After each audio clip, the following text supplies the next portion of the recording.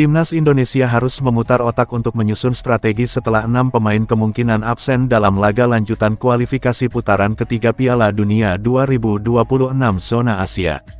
Penyebab absennya 6 pemain ini adalah cedera berkepanjangan serta akumulasi kartu kuning. Padahal mereka masih harus melawan China dan Jepang. Pertandingan pertama mereka harus menghadapi China pada tanggal 10 Juni tahun 2025 di Stadion Gelora Bung Karno. Hasil dari pertandingan tersebut bisa menjadi penentu lolosnya Timnas Indonesia ke babak selanjutnya. Para pemain yang absen merupakan andalan atau starter di line-up Timnas Indonesia.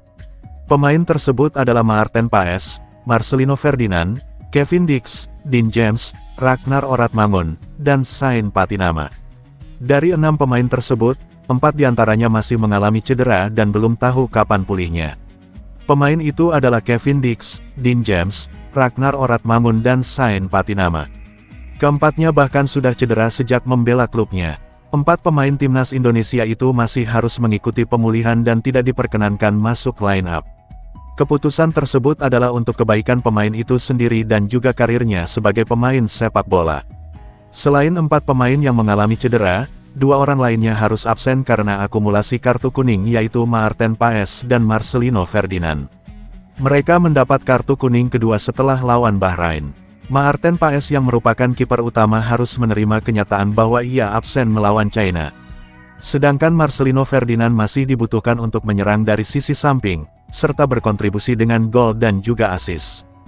Kondisi tersebut tentu memberatkan Timnas Indonesia yang tengah berjuang mendapatkan tiket untuk Piala Dunia 2025. Absennya 2 pemain andalan tersebut akan menyulitkan peluang mencetak gol, bahkan kemungkinan kemasukan gol lebih besar. Namun, beberapa pengamat sepak bola masih optimis bisa menang melawan China. Alasannya karena melihat dari posisi di klasemen yang memperlihatkan Indonesia masih unggul 3 poin di atas China. Selain itu, pemain-pemain yang dimiliki Timnas Indonesia saat ini sudah tidak diragukan lagi. Skuad asuhan Patrick Kluivert ini memiliki pengalaman yang mumpuni dan banyak pemain yang berkompetisi di Eropa, hal menjadi keberuntungan bagi tim untuk melawan China nanti. Peluang tersebut masih menjadi harapan bagi Timnas dan juga pecinta sepak bola di Indonesia.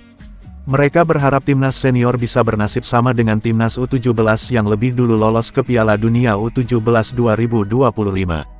Dengan banyak pemain yang absen tidak membuat dukungan untuk Timnas Indonesia berkurang. Suporter Garuda tetap optimis Indonesia bisa lolos ke Piala Dunia dengan pemain yang ada saat ini.